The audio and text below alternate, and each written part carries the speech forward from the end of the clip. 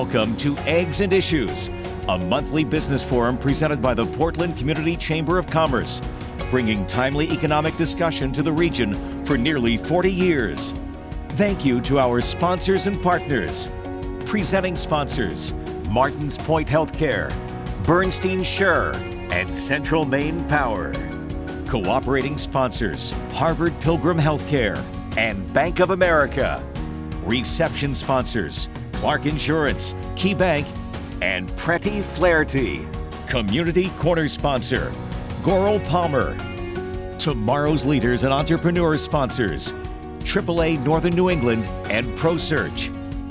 Coffee sponsor, Skowhegan Savings. Parking sponsor, M People Credit Union. Photography sponsor, Wohler & Company. Media partners, radio sponsor, WGAN. Print sponsor, Maine Trust for Local News. TV sponsor, WMTW Maine CW. Business news sponsor, Maine Biz. Venue partner, University of Southern Maine. And thank you to our special community partners, Anthem Blue Cross Blue Shield, Kennebec Savings Bank, MEMIC, Spectrum Healthcare Partners, Southern Maine Community College, and the University of Southern Maine.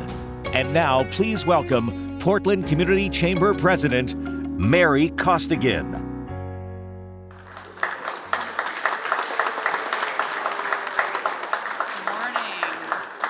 Good morning, everybody. I'm actually Quincy Hensel. I'm the President and CEO of the Portland Regional Chamber of Commerce, and I'm standing in for Mary Costigan, who cannot be with us today. Welcome. We are so glad to have you here. We have a great presentation today. I'm really excited to invite the CEO of Central Maine Power, Joe Purington, to the stage. So it's been, I think, a long time in the making to have this happen. So really excited you could all join us today. Before I invite Joe to the stage, I do want to take a moment to thank all of our sponsors. I know we just went through it in the video, but it always warrants, I think, as many thanks as we can provide, because our sponsors are what allows us to do Eggs and Issues every single month. We could not bring you this programming without their support. So a huge thanks to our Eggs and Issues sponsors, and of course to our special community partners who support everything we do throughout the year. Our 70 plus events, which I actually think we're probably closer to 90 events throughout the year. So a huge thanks to all of our special community partners as well. Our community corner today, so every month we highlight a nonprofit that is doing great work in our community, and today's community corner is the American Cancer Society. At the American Cancer Society, their vision is to end cancer as we know it for everyone. They support this through their mission, which is to improve the lives of people with cancer and their families through advocacy, research, and patient support to ensure everyone has an opportunity to prevent, detect, treat, and survive cancer. And I think we have a short video for you.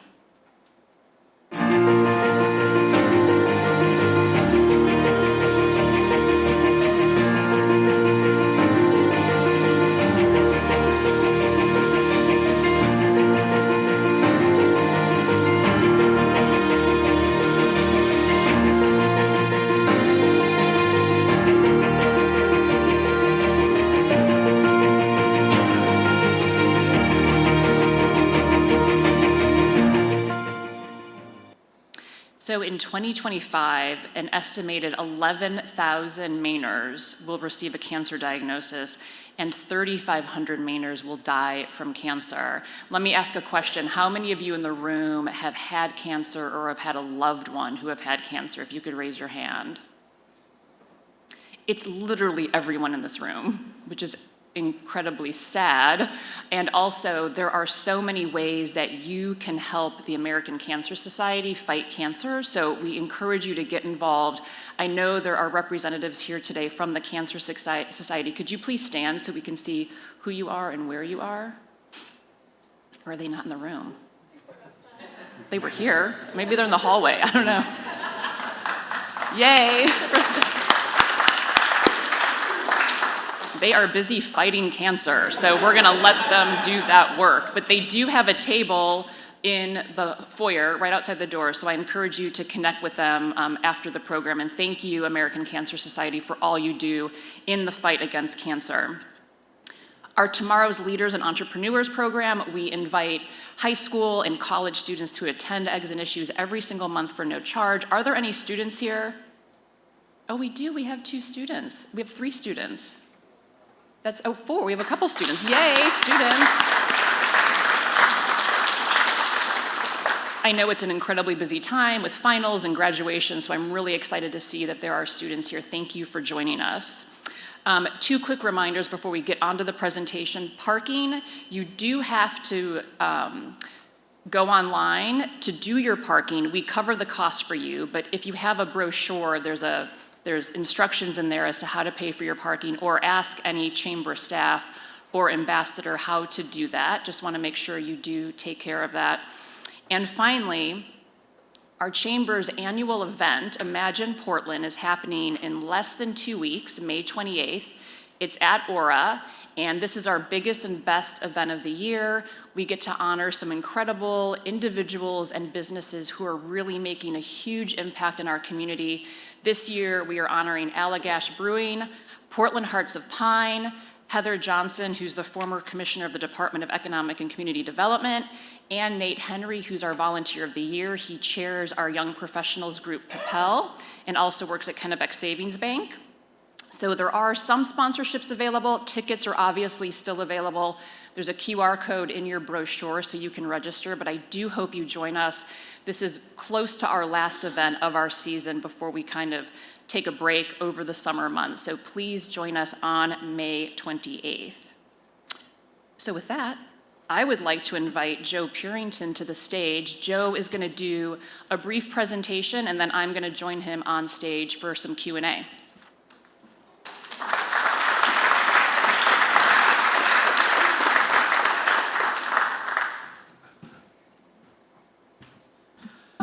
Good morning.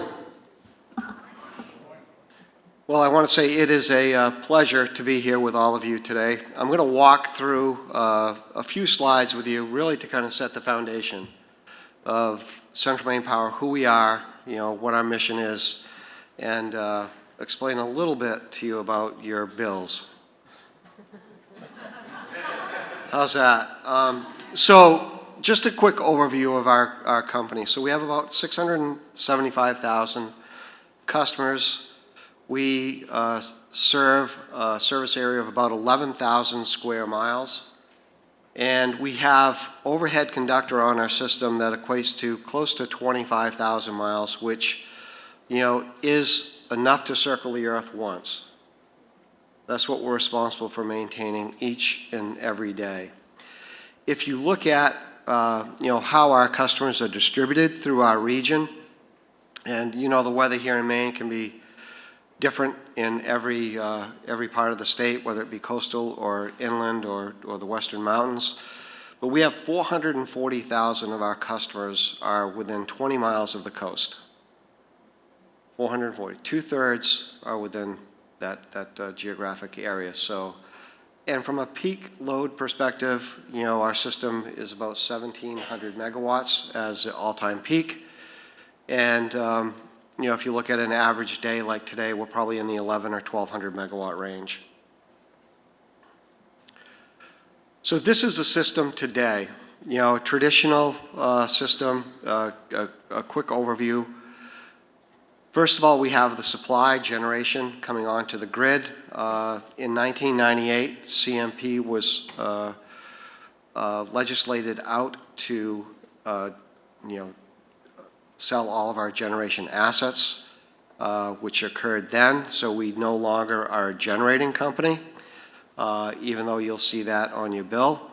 And then we go from the generation system onto the transmission and distribution system, where it goes, the wires that go through the tall structures that are in the rights-of-way or along roadside, to distribution, which actually feeds all of our homes and businesses.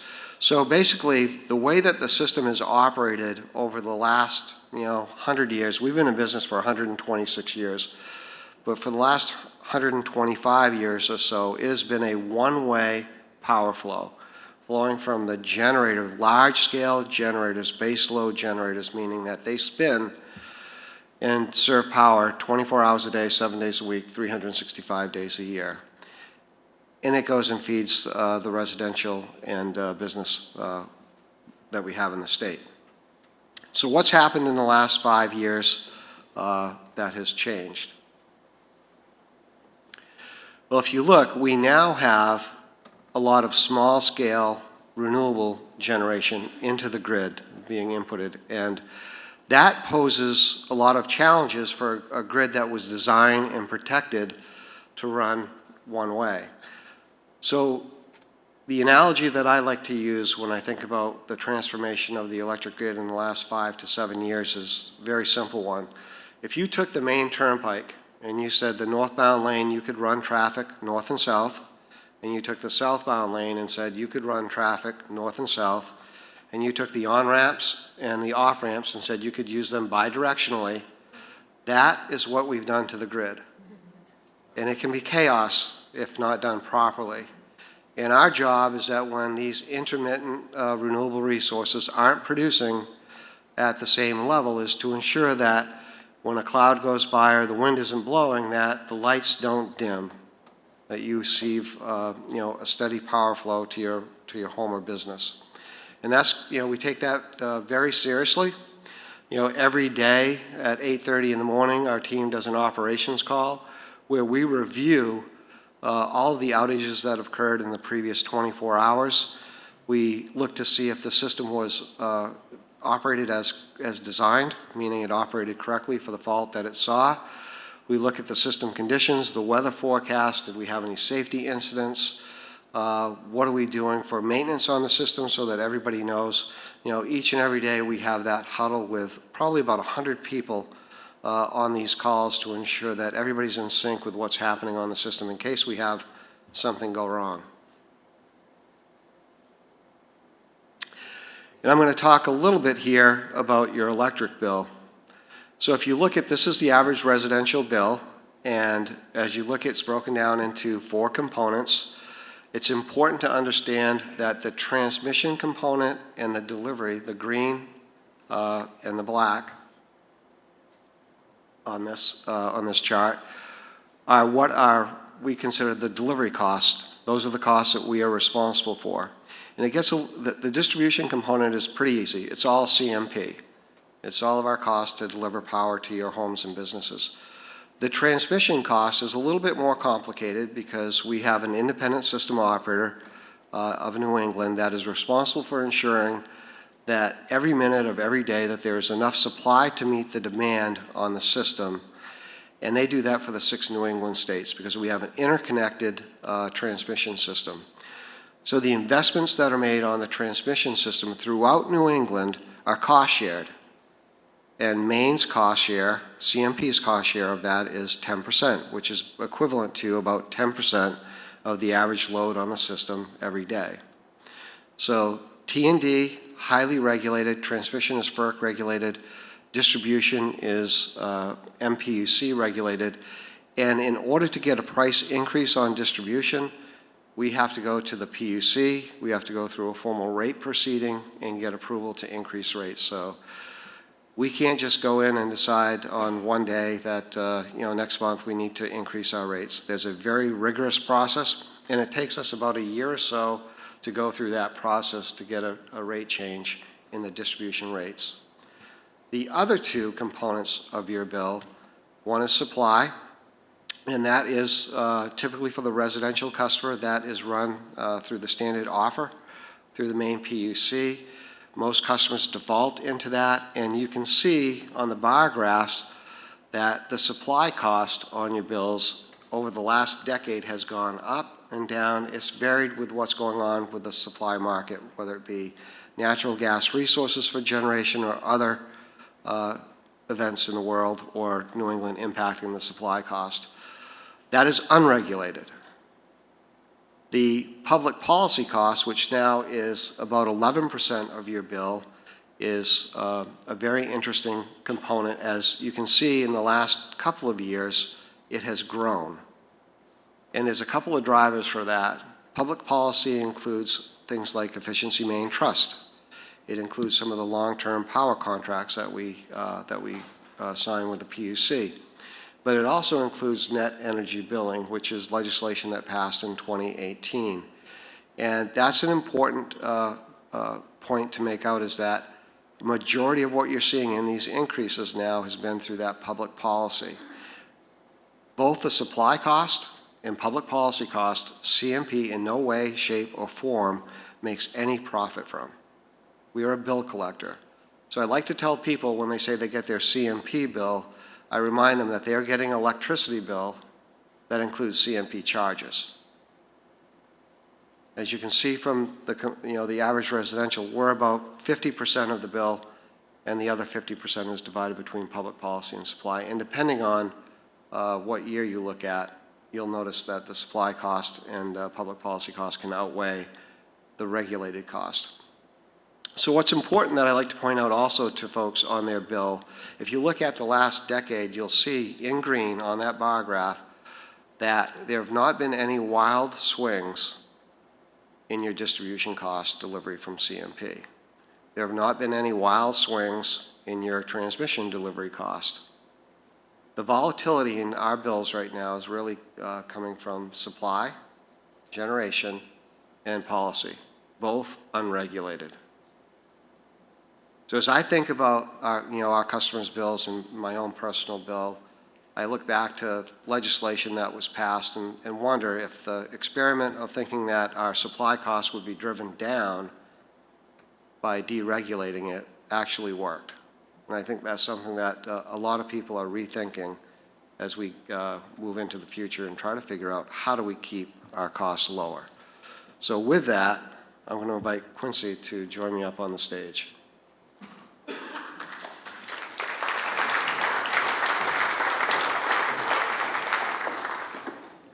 you, Joe. Thank you for being here. You're welcome. When we were out in the foyer, I was having a conversation with somebody here about just the life of a Chamber of Commerce executive, which actually probably more interesting than it sounds.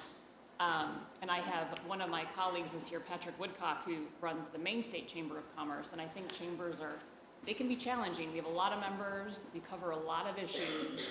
But at the end of the day, when the power goes out, no one's yelling at us about that. So you have, I think you have a very challenging job, for sure. And I know you've covered some of the challenges there, and we want to do a little bit of a deeper dive into that. So we're going to have just a little Q&A time, but we always save time at the end for questions. So if you have a question that comes up, please keep that in mind.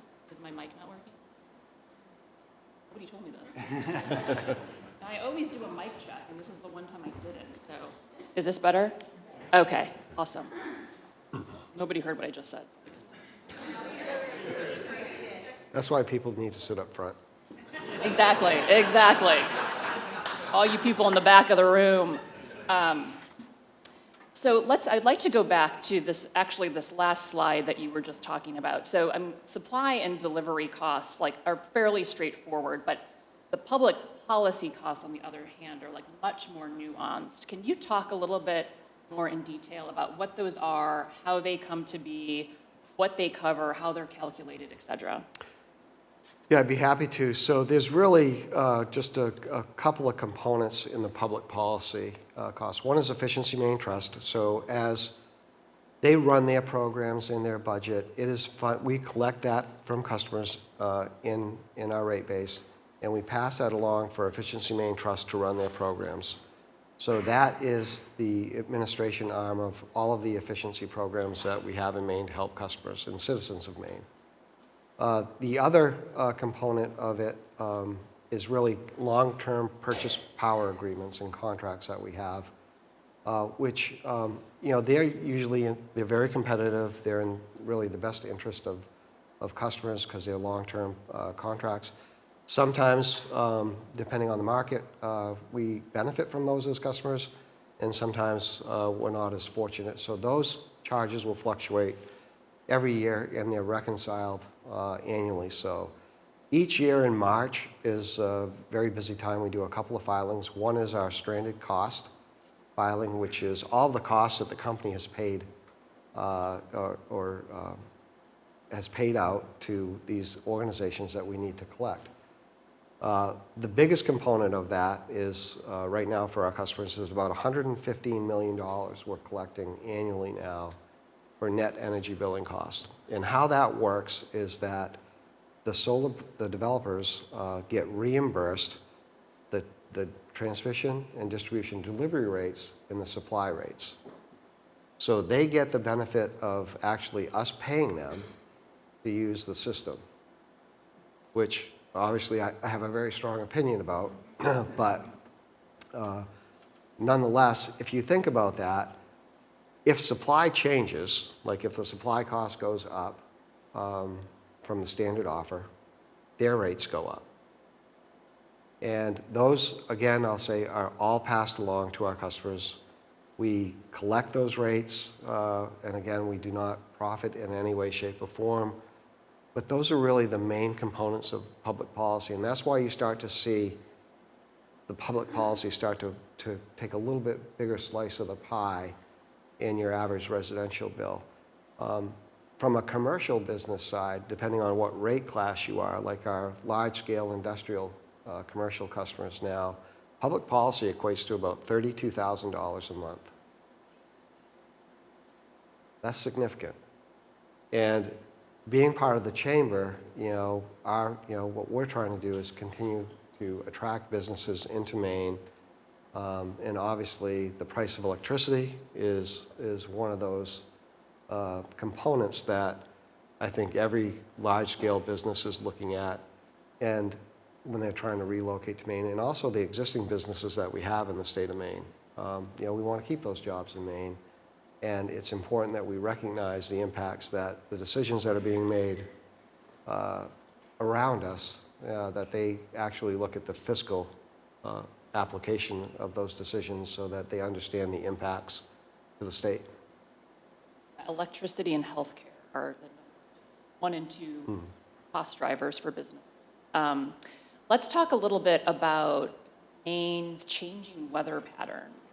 So Maine is seen, as we all know, stronger and more frequent storms, and the U.S. Climate Vulnerability Index ranks Maine the first in the nation in terms of vulnerability to extreme weather. So talk a little bit about how can CMP continue to be aggressive to responding to these storms while trying to keep costs as low as possible for consumers? Yeah, so this is it's very interesting to, as we've done our research on, the last 3 or 4 years, looking at, the severity of the storms, the frequency of the storms, that Maine is now ranked first for severe storm occurrences, which was a little bit surprising, but if you think about what's happened and my comments earlier about the different parts of the state and the different weather patterns that we get, you'll see that, it is true. This was developed by Texas A&M, and we're starting to talk about this a little bit more because I think it's important for everyone to realize the impacts of what we're seeing with the weather have on our system. But the governor just went through, we were part of a task force on infrastructure rebuilding and resiliency. And we've seen the impacts of weather not only on the grid, but in the state, whether it be along the coast or whether it be in the mountains with bridges and flooding and, severe wind and heavy wet snow. So we're continuing to see what a difference in a couple of degrees makes on the system for damage. So one of the things that I like to point out to people, how many of you remember the 1998 ice storm? Right? You? So the 1998 ice storm, we had 275,000 customers impacted initially, and then the second wave, we got another 65,000 customers impacted. Not counting the 2017 November windstorm, which had about 400,000 customers impacted, you can see over the last few years the number of customers that we've had impacted by wind and ice and nor'easters. Nobody's talking about those storms the way they talk about the ice storm, because back then, when people were out of power for 21 days, it was a great time for families to bond, right? They had a chance to play games with the kids and the family. go out and enjoy the weather. Today, you know, our customers have very low tolerance for being out of power. We feel that pressure every time we have a major storm. And as we think about, you know, storms, if you think about the last significant one we had, which was April of last year, it was, you know, right before the eclipse. And the eclipse was, I think it was April 3rd, and the storm came in a few days before that. And one of the biggest challenges that we have in restoration efforts, not just putting the grid back together, but is feeding and housing all the folks that come in to help us.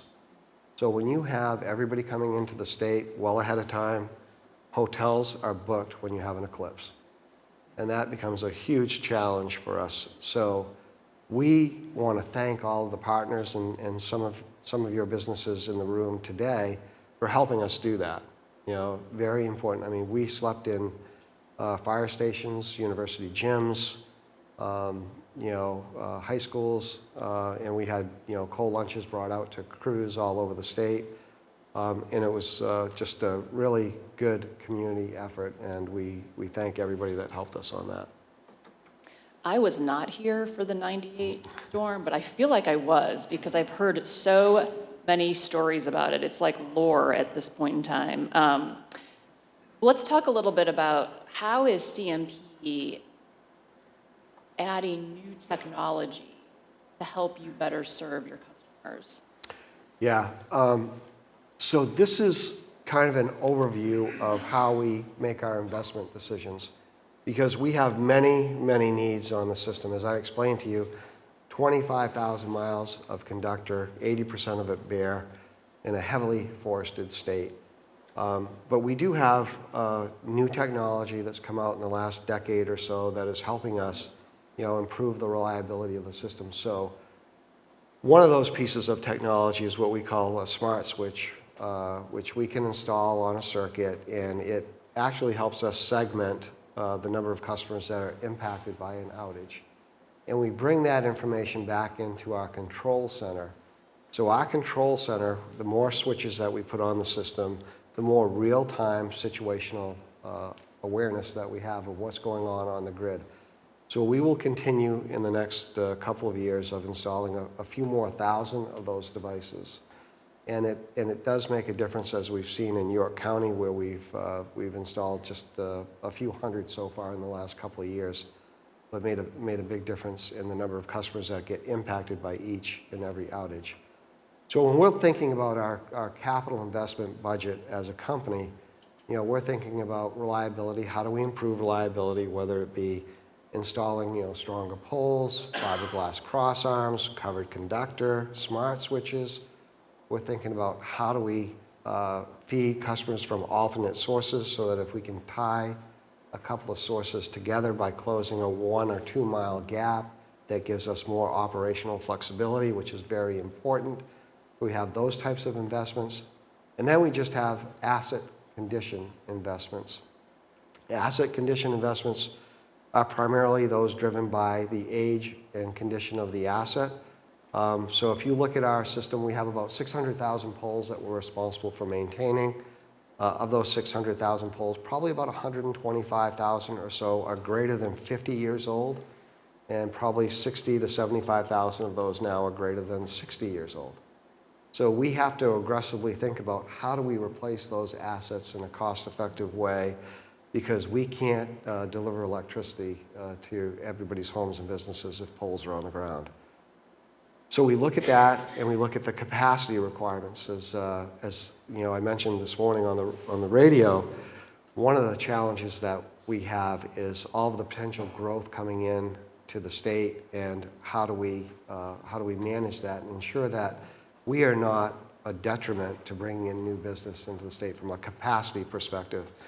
And so we couple that with you know, the reliability and the asset conditions. And then we have this other area that we have to make investments on with connecting our interconnections. So all of those small-scale solar facilities that we're interconnecting, you know, we have to ensure that we do that reliably. And for those protection schemes that were looking one way, operating as a one-way street, we have to ensure that we are operating them bi-directional now because current is starting to flow in the opposite direction. And then what we're seeing is that all this generation on the distribution system is now starting to push itself onto our transmission system. So we have substation class transformers that are out there that are actually being strained because their current is flowing in the opposite direction. And we have 300 or 400 of those transformers that are out in different substations, and they're not designed to operate that way. And so as we look at how that how that current is flowing, we're making decisions on which assets we need to replace and what's the timing of that replacement and how stressed those assets are becoming over time. So I think it's critically important that we have a balanced approach. We can't just put all of our capital investments in one of those categories. We have to ensure that we have a balanced approach to meet the needs of the system and our customers. So following on the point you made earlier about not wanting to be a barrier to growth or being a deterrent to attracting businesses to Maine, we do know that a significant electric load growth is expected in the greater Portland area over the next 10 years due to continued development and beneficial electrification. So how is CMP planning to support that for communities and businesses in Maine's largest city? It's a great question, especially down here. So we do system studies, our engineering department, on an annual basis. They refresh it with inputs. Part of the information that we get on what is the projected load that's coming into the city is from stakeholders like you. What businesses are saying and what they're trying to do. That feeds us. We also have projections from the state that we use from Efficiency Maine Trust on beneficial electrification. We use ISO New England load forecast as well. And we do have some concerns for the greater Portland area. We do have a project that we will be pushing through the approval process here, probably later Q3, maybe early Q3 to mid Q3. And it involves, we need to bring in another transmission line into the greater Portland area to complete a loop feed, which is vitally important so that we can feed the existing capacity needs that are coming. So we have been working with the City of Portland, the City of South Portland, and other stakeholders talking about how do we do that. I think one of the biggest challenges today in meeting all of the needs of our customers is being able to build infrastructure and getting it through the approval process, because while everybody is concerned about making sure that the lights stay on, nobody wants to see any infrastructure in their backyard. So we've got a couple of projects that are proposed. We'll do this in phases, but there'll be more to follow on those solutions here in the near term. But basically, we have to bring in another transmission source. So Maine has set some pretty significant climate goals over the last several years. What is CMP doing to help Maine achieve those goals? And how does this work intersect with the work CMP is already doing to address reliability and resiliency challenges? Yeah. So there's a couple of things. One, as a company, we're buying hybrid trucks, bucket trucks. We're also looking at our SF6 gas breakers and substations, replacing those, and looking at how do we run our transmission lines more effectively to prevent line loss. Then our other mission really is to connect as much renewable energy as we can to the grid as safely and reliably as possible, because we think that's important as well. And I think over the past few years, I think we've done a really decent job of rebuilding our reputation. But I think a few years ago, maybe 5 or 7 years ago, CMP was branded a non-renewable company, anti-solar. That is not the case, right? Completely not the case. Our parent company, Avangrid, owns a renewable business, and we do and operate in about 28 states in the U.S. with generation. Our owner, Iberdrola, is the world's largest renewable energy company. The world's largest renewable energy company, and I think that's an important factor. We know how to do this stuff, and we know how to do it cost effectively. So I'll go back to the regulated portion of the bill and say, we really need to start as a society and as a state thinking about, was that the right decision? And should we start to think about how do we regulate the generation that's on the grid today? Two more quick questions for you, and then I am going to open it up to Q&A. So I know we've talked about some challenges that you're facing, but what would you say is the number one challenge you face, CMP faces, in an effort to supply the needed electricity to the state of Maine? I think the number one challenge is going to be getting approval to build. We know what the solutions are. It's just getting the approvals and the permits to build the solutions. I think that, coupled with, as you go through an approval process, trying to reduce the requirements that you have to meet some of the community benefits, which, those all get tacked on to customers' bills. And there are probably other ways to get those community benefits than tacking them on to a project. But I think that's probably one of the biggest challenges that we face, is just being able to build the infrastructure that is needed, and understanding that, in order to have a reliable grid that is ready to meet expanded capacity, investments are needed. And with those investments, costs will increase. There's no free lunch when it comes to improving the grid. And I think, people need to recognize that, and they need to look at, as people transition into, electric vehicles or heat pumps, they need to look at the total cost of their energy wallet, what they're consuming on all of their utilities, not just the electricity bill, but I'm not considering the offset on maybe my propane or oil or gas bills. They have to, we want to make sure people look at this in totality, not just, single-threaded.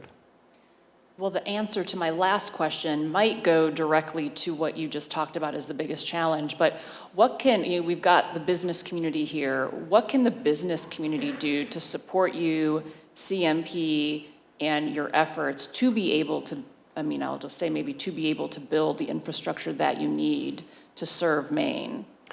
Well, I think you have a voice. You have a very strong and loud voice, and you have to use it. And it's very important that, as we think about the system needs and bringing business into the state, that we understand the investments that are needed to do that, and that we recognize that it's going to take effort. Sitting on the sidelines is not going to get it done, right? Because there'll be a vocal minority that will take and seize the day versus the majority that really needs to find that voice and use it. Yeah, we know a thing or two in Portland about the vocal minority. So, we always stress with our business community, our members, that your voice is incredibly important and it matters. And so whenever we reach out asking you to please, voice your opinion on something that's going to help you serve your customers better, support your employees better, it really matters. So I'm glad that you said that as reinforcement to what we're constantly talking to our members about. With that, I would love to open this up to questions. We have microphones coming down either end, so just raise your hand if you have a question. I see one right here, and then there's one in the back over there. Keep it to a question. Oh, I had a whole speech. Okay. John Fitzgerald, Bath Ironworks. So as one of your largest consumers, we appreciate the steady power that flows to keep our welders going. And sitting next to my friend from JMG, wondering what your workload or workforce needs are as we build out the grid. Yeah, that's a great question, John. From a craft perspective, we have been partnering with, the the community colleges to help us, have a pipeline. Jobs for Maine graduates also helping us there. And we need to just, as we look to the future, one of our strategies to help reduce costs is to really shift away from using, as many external contractors as we do and moving more in-house. But, to be a fully qualified line worker, it's about a 4-year progression. So it takes a little bit of time, just like any craft work at BIW. The apprenticeship programs are very valuable. But those are all great paying jobs in the state of Maine, and those are people that will live in the state because we obviously have residency requirements for working at the company. So those partnerships are very critical to us. We work with the University of Maine at Orono for engineering folks, and try to hire from, graduating classes. Power system engineers, I mean, those graduates have have multiple offers when they graduate from school. It's such a competitive landscape. So I think, as we think about, the workforce of the future, it's, very important that, I look at it as we're going to have to build our own workforce through apprenticeship programs and ensuring that we're giving folks the right opportunity to be successful. See one in the back. Morning. Morning. I'm probably one of the few people in the room who's old enough to remember the Great Power Outage in 1975, which affected 6 New England states and only 2 other states in the Northeast. I am wondering if measures are in place today to assure that something like that does not happen again, and if so, what those measures may be. That's a great question. So ISO New England, as I mentioned earlier, is responsible for ensuring that there's enough supply every minute of the day to meet the demand. And what happens in those large-scale outages is that the system is designed to protect itself. So let's say our operating frequency is at 60 hertz across New England. And if in one area, one particular state, that frequency drops to, say, 58.5, the system starts to say, okay, this is not good because it's not good for the equipment, and it can have catastrophic effects on the equipment. So it starts to open up different devices to protect it. And if everything operates correctly, you will isolate that issue to a certain geographic area. If things don't operate correctly, meaning the timing of those operations from section, one transmission section to a substation to another one throughout the state, if the timing is off by milliseconds, it can have a cascading effect. That's how tightly the gradient is for how the system operates. And when that happens, you start to see more of the cascading outages. So we, as utilities, investor-owned utilities, work with ISO New England. The blackout, I think, was of 2003. There's all kinds of FERC requirements for testing and testing out systems from end to end to ensure that they're coordinated properly so that doesn't happen.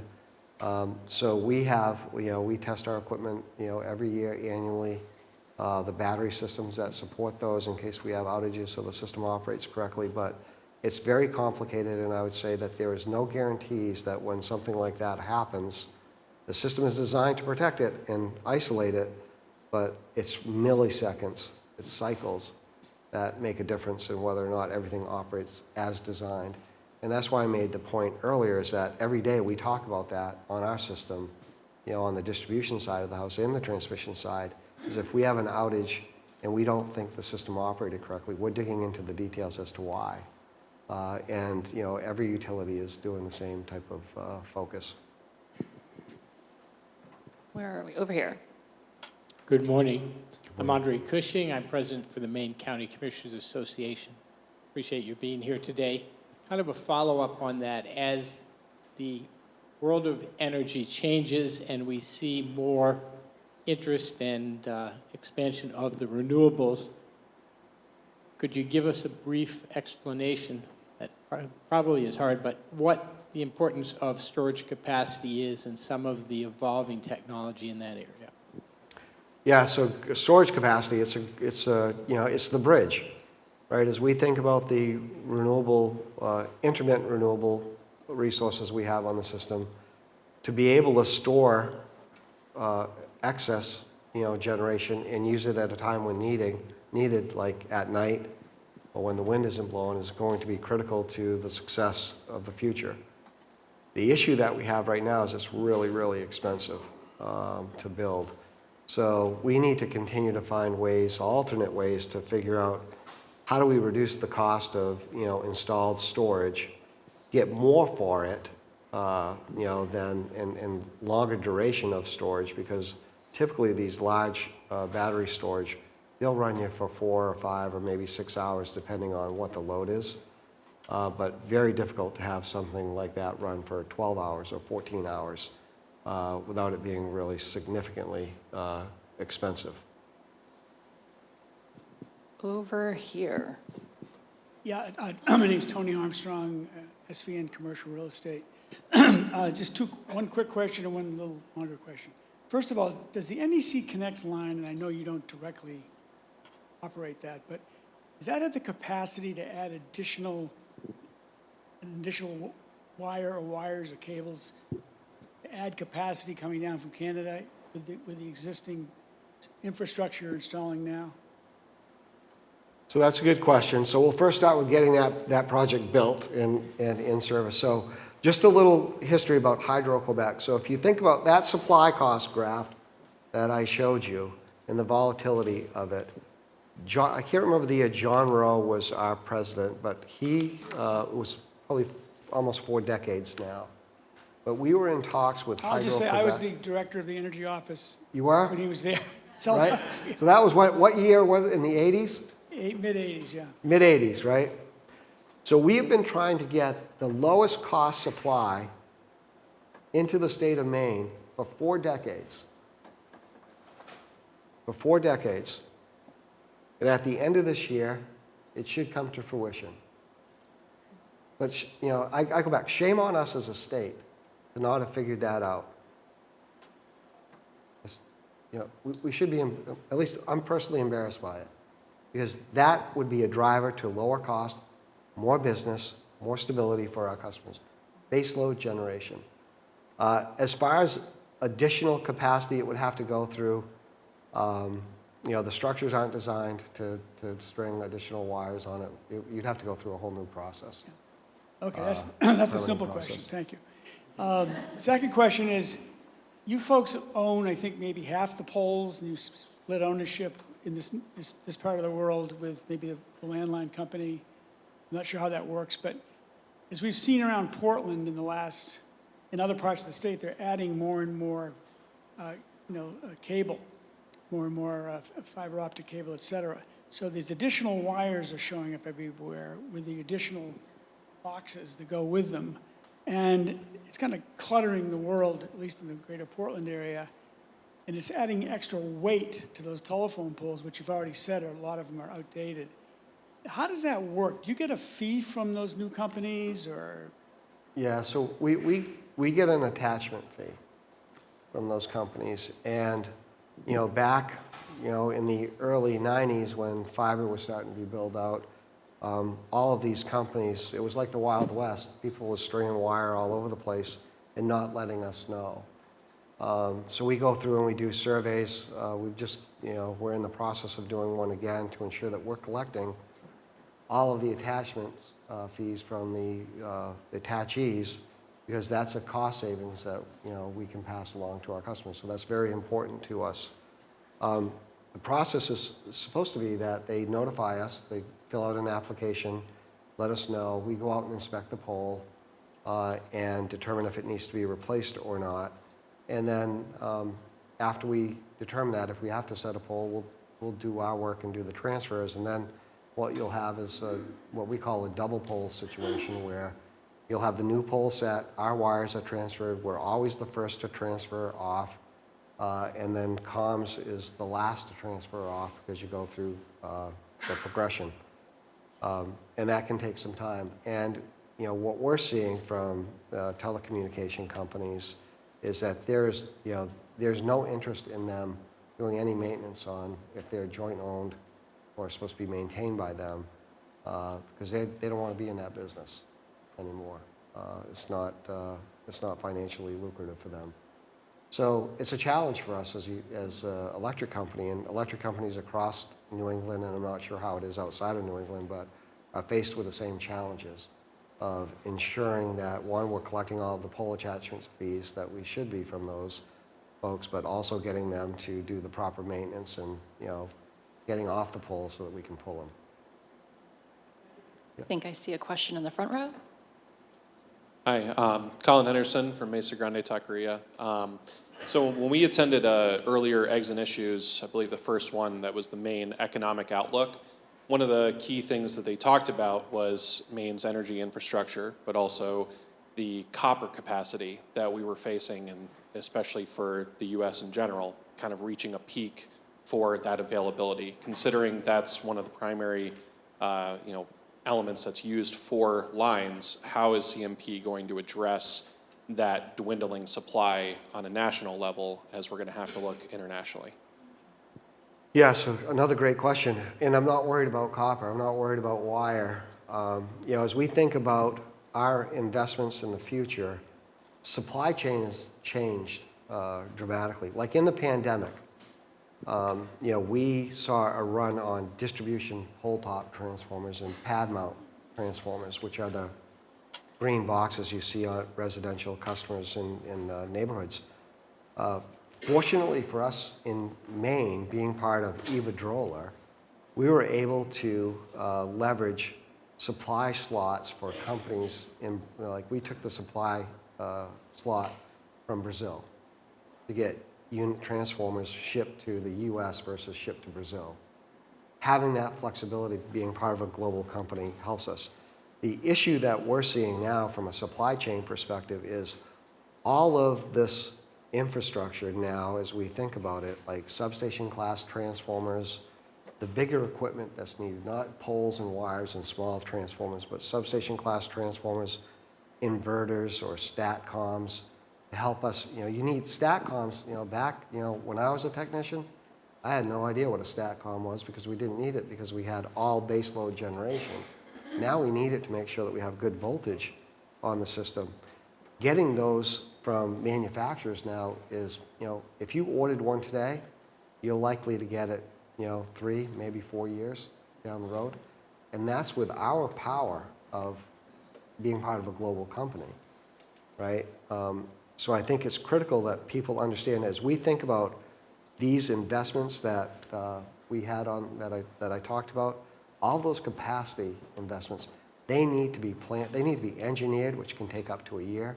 Materials need to be procured, and as soon as you hit the order button, you're 3-4 years down the road. So we need to think about how we plan the investments on the grid now and look to get longer term security for, we're going to invest this money, but we got to ensure at the end of the day as a company, as a business, that we're going to get reimbursed for the investments that we're making today that we know won't go into service until 5 or 6 years down the road. Like the Greater Portland solution that we're going to, that's a 5 to 10 year project. But we got to start ordering materials now to meet that need. That's the sense of urgency that I think people have to understand, is that you can talk about varying a different solution, but you don't make a decision now and stick with it, you're going to have issues getting the materials that you need to meet the growth needs that the city has. Did we have one more question? Yes, thank you. Hi, my name is Pascal Swartz. I work for SMRT Incorporated, Architects and Engineers. My question was with regards to resiliency and programs that CMP might be looking at to make the grid more reliable as future storms get more impactful, as certain parts of the grid are more susceptible to the impacts that storms can produce, especially in a state that's so heavily wooded as Maine is. Yeah, so a couple of things, so as I mentioned earlier, we're building with bigger poles. We've actually worked with the Department of Transportation here in Maine and said, you know what, we'd like to put steel poles along roadside on state highways, not wood poles anymore. And they're giving us the approval to do that. So we're starting that process of converting to steel poles, which, those can last 80 to 100 years or longer, depending on what part of the state they're on. When I talk about covered conductor, the Portland area here, if you look around on the tops of poles and you see like a triangle of wires on top of the pole, that is called Hendricks construction. And on top of that is a steel messenger. So a steel cable goes from pole top to pole top so that when a tree falls down, it hits that steel, and it's an insulated conductor, that steel cable, and typically will not break the poles or the wire. It will lay up against it and not cause an outage. So our plan is to continue to replace bare wire with covered conductor, 3-phase with that Hendricks construction, so it's more rigid, and the spans, the pole spans are actually shorter when you do that. You need a few more poles, but it's much more sturdy. Those are the secrets to improving the reliability and resiliency of the grid. The additional efforts of making circuit ties, alternate sources to be able to feed different areas. We have a lot of flexibility in the greater Portland area, but what we don't have is in those tie switches that we haven't automated those yet to bring them back into the control center. So we start that process this year, and it'll take us a couple of years, but we're replacing those switches so that when the control center sees a fault, they can operate that switch, isolate it to the least number of customers impacted in under 5 minutes, and then we'll go fix the damage. So how we build and construct, I've said this from day one coming back, every time we touch the grid, we're either making it smarter, stronger, or more resilient. If you're not doing one of those 3 things when you're working on the grid, you're not doing what we should be doing. And that's the message that we've relayed down through our organization. Well, thank all of you for great questions. I think that was actually some of the most questions that we've had at Eggs and Issues, so there's a lot of interest here. We're actually out of time for questions, but please stay. I see hands up still. If you guys can stay after, if you have a few minutes to stick around and just answer some questions, thank you. A huge thanks to you, Joe, for being here, for all you. Thank you very much. It's a pleasure.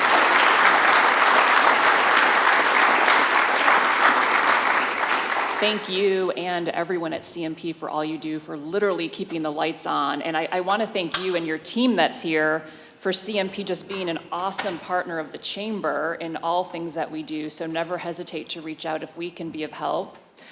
We hope to see all of you at our annual event May 28th, and then we'll be back here for our final eggs of the season in June. We're going to have an update on the Downs, the Scarborough Downs project. So we hope to see you then. Thank you. Thank you. Thank you so much. Thank you.